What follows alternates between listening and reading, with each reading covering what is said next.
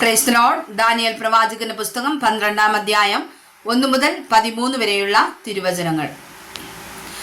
ആ കാലത്ത് നിന്റെ സ്വജാതിക്കാർക്ക് തുണ നിൽക്കുന്ന മഹാപ്രഭുവായ മീഖായേൽ എഴുന്നേൽക്കും.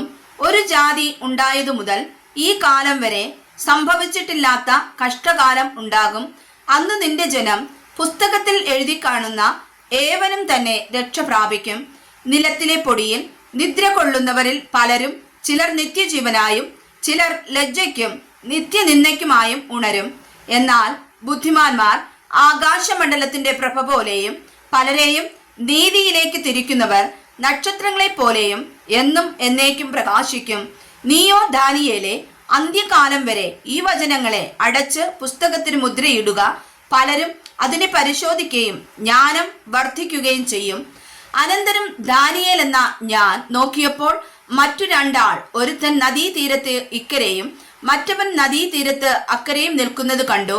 എന്നാൽ ഒരുവൻ ക്ഷണവസ്ത്രം ധരിച്ച് നദിയിലെ വെള്ളത്തിന്മീതെ നിൽക്കുന്ന പുരുഷനോട് ഈ അതിശയ കാര്യങ്ങളുടെ അവസാനം എപ്പോൾ വരും എന്ന് ചോദിച്ചു.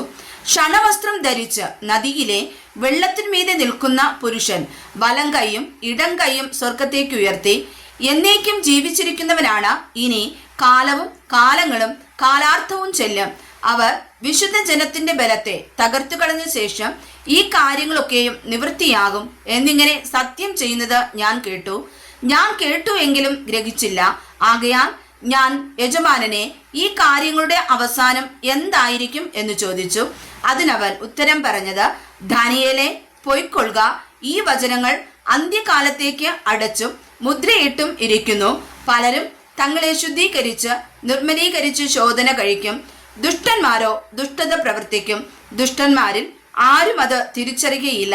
ബുദ്ധിമാന്മാരോ ഗ്രഹിക്കും. നിരന്തര ഹോമയാഗം നിർത്തലാക്കുകയും ശൂന്യമാക്കുന്ന മ്ലേച്ഛബിംബത്തെ പ്രതിഷ്ഠിക്കുകയും ചെയ്യുന്ന കാലം മുതൽ 1290 ദിവസം ചെല്ലും.